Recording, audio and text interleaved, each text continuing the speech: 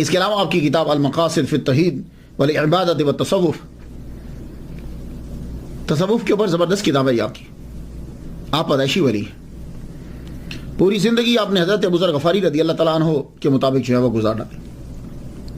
پوری زندگی آپ کے اوپر تصوف کا غلبہ رہا، اور آپ کی کرامات آج تک زندہ کتابیں ہیں آپ کی، یہ زندہ کرامت ہے.